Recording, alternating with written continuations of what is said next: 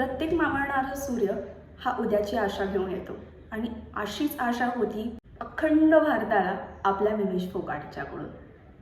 सूर्य मावळला होता त्याचपणे त्याच सुंदरतेने तो उजळून देखील आला आहे. विनेश फोगाट ही कोण आहे, हिची स्टोरी काय आहे, हे आज आपण या व्हिडिओमध्ये जाणून घ्यायचं आहे. द बिग स्टोरी शोमध्ये आपण फक्त विनेश किंवा स्पोर्ट्स पर्सन नाही तर माझ्या मनात असणारे अनेक डाऊट्स, अनेक स्टडीज जे मी केले आहेत त्याचं वर्णन मी या शोमध्ये करणार आहे, कारण मला बोलायला आवडतं आणि तुम्हाला ऐकायला. तर सुरू करूया आजचा पहिला एपिसोड विनेश फोगाटीचा.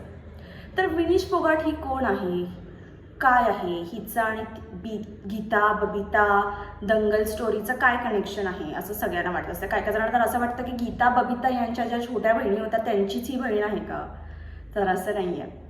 विनेश फोगाट ही 25 ऑगस्ट 1994ला तिचा जन्म झाला आहे राजपाल फोगाट यांच्याकडं. तर राजपाल फोगाट हे कोण होते? राजपाल फोगाट हे महावीर सिंग फोगाट यांचे भाऊ. महावीर सिंग फोगाट आपण ऐकलंच असेल. ट्री आपण इथे दाखवतो ते पाहत पाहत आपण स्टेप बाय स्टेप जाऊ म्हणजे क्लिअर होऊन जाईल. दंगल पिक्चर आपण पाहिला होता, त्यामध्ये आपण पाहिले होते महावीर सिंग फोगाट पैलवान होते आणि त्यांना इच्छा होती की त्यांचा मुलगा किंवा मुलगी जे कोण असावं, स्पेशली मुलगा, ते दंगल खेळावं, त्यांच्यासारखं पैलवान हवं, जे त्यांच्या खानदानाची परंपरा आहे तसं. तर त्यांनी गीता आणि बबिता, त्यांना 2 मुली झाल्या, त्यांनाच ट्रेन करायला चालू की हमारी छोरिया के चोरों से कम है बाई. तर अशी सुरुवात करत त्यांनी गीता बबिता यांना ट्रेन केलं. तर राजपाल हे होते महावीर यांचे भाऊ आणि त्यांचीच मुलगी म्हणजे विनेश. त्यांनाही 2 मुली होत्या, त्यांपैकी एक होती विनेश. तर विनेशचं देखील जे काही प्रशिक्षण झालं, जे काही तिचं रेसलिंगमध्ये ट्रेनिंग झालं, तेही महावीर सिंग फोगाट म्हणजे गीता बबिता यांच्या वडिलांनी केलं आहे. तर लहानपणापासून तिने तिच्या ट्विटमध्येही मेन्शन केले की 2001 ते 2024 म्हणजे तब्बल 24 वर्षापासून ह्या मुली दंगल खेळत आहेत आणि त्यांनी ही जर्नी एकत्रपणे स्टार्ट केली होती. तर विनेश फोगाटला मेडल मिळालं नाही मिळालं तर याआधी तिला कोणतं गोल्ड मेडल मिळालं होतं का, तर यावर आपण पाहूयात तिला काय काय मिळालं आहे ते. विनेश फोगाटला एशियन गेम्समध्ये 1 गोल्ड, कॉमनवेल्थ गेम्समध्ये विनेशला 3 गोल्ड मिळाले. एशियन गेम्समध्ये तिला 1, वर्ल्ड चॅम्पियनशिपमध्ये तिला 2 ब्रॉन्झ मिळाले आहेत. परवाच मी तिची सुसाकी हे जपानचे जे कंटेंडर होती तिच्यासोबतची मॅच पाहिली. खूप उत्सुकता होती कारण की 2010 पासून सुसाकीला कुणीही हरवलं नाही आहे रेसलिंगमध्ये, कॅटेगरी 50 kg मध्ये. तर मॅच अशी रंगली होती. 5.5 मिनिटाचा टाइम होता. 5.5 पैकी 4 मिनिटं 50 सेकंड विनेशनी गिफ्टेड पॉईंट्स दिले होते. सुसाकी 2 पॉईंट्सवर होती आणि विनेश ही 0वर होती. सो 2-0 वर चाललं होतं. मग शेवटच्या 10 सेकंडमध्ये काय झालं बरं? शेवटच्या 10 सेकंडमध्ये विनेशला कळालं की युसु सुसाकी काहीतरी टेक्निक वापरायला ट्राय करणार. हे तिचं कोचसोबत आधी डिस्कशन झालं होतं. शेवटच्या 10 सेकंडमध्ये तिने काय केलं, युसु सुसाकीचा पाय धरायला पकडला. युसु सुसाकीला कळालं की अरे बापरे ही माझा पाय पकडते. तर तिने काय स्ट्रॅटेजी केली, तिचा हात स्ट्रेच करून तिला ओढायला ट्राय केली. पण तिचा हात तिला पोचेपर्यंत विनेशनी तो गार्ड केला आणि तो डिफेन्स वापरला. डिफेन्स वापरल्याने काय झालं की विनेशनी इझिली तिला थ्रो डाऊन करून तिच्यावर अटॅक करून ते तिचे शेवटचे 2+ पॉईंट्स मिळवले आणि शेवटचे 10 सेकंड्समध्ये तो गेम पूर्णपणे विनेशच्या ताब्यात होता. तर नेक्स्ट तिचे जे 2 राऊंड झाले ते क्वार्टर फायनलचे झाले अगेन्स्ट युक्रेन आणि फायनल तिची झाली कुबासह. फायनलच्या आदल्या रात्री काय झालं, वेट असं म्हटलं जातं की रेसलर्सचं वेट हे गेन डाऊन होत होतं, जसं अमन सेरावत सोबत झालं होतं. सो हे एक बेसिक त्यांनाही माहित होतं की तिचं वेट गेन होऊ शकते और तिचं वेट खाली होऊ शकतं.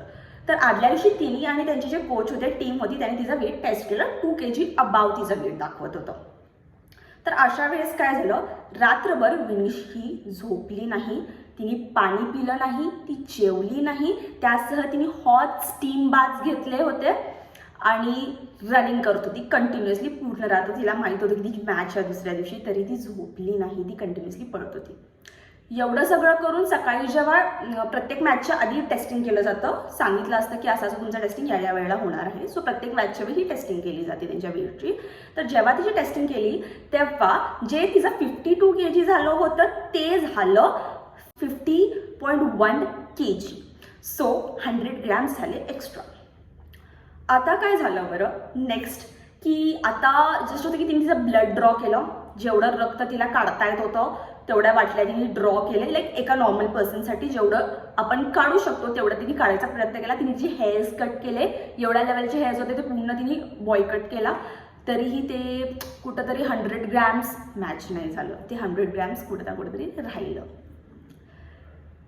आता होतं की एवढा सगळा ट्रॉमा कधी नाही ते आपण फायनल्सला आलोय आणि everything that she went through. तिने 2-3 तास मागितले की द्या मला, अजून मॅचला 4 तास आहेत पण मी करून दाखवीन, माझा वेट मी मेंटेन करीन 4 तासात, तुम्ही 4 तासांनी पुन्हा घ्या, फायनलची मॅच आहे.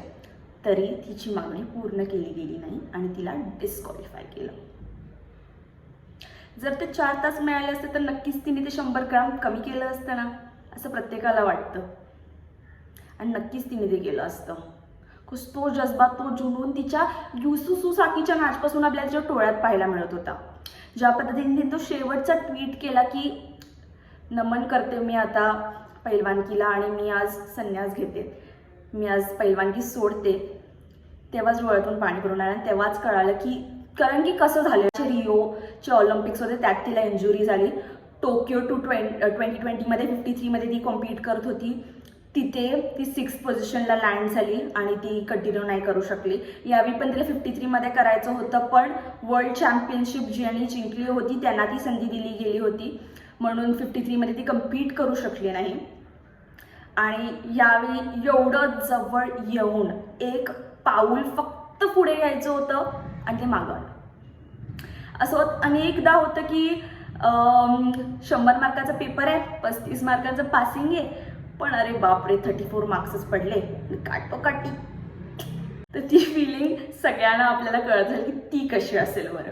तर त्याच लेवलला इंटरनॅशनली रिप्रेझेंट करून या जवळ जाऊन ते मेडल न मिळणं वॉज अ टफेस्ट पॉईंट.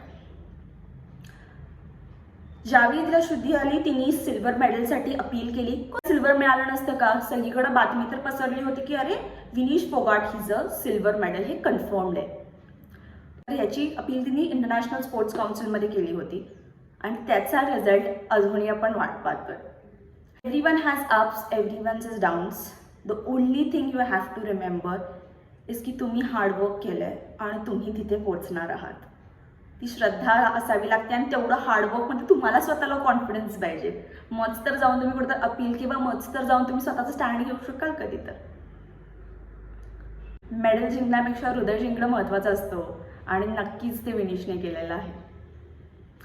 पैलवान महावीर फोगाट यांनी सांगितलं आहे की ते विनीशला समजवतील आणि नक्कीच ती पुढच्या वेळी भाग घेईल. आणि महत्त्वाचं तेच असतो, भाग घेणं महत्त्वाचं असतं. वाघासारखं प्रत्येक सामना सामोरे येऊन लढण्याचं महत्त्व असतं आणि असंच आणि कॉम्पिटिशन आणि असाच जज्बा पाहिला तर आपल्याला आवडतो. We wish Vinesh all the best for her future.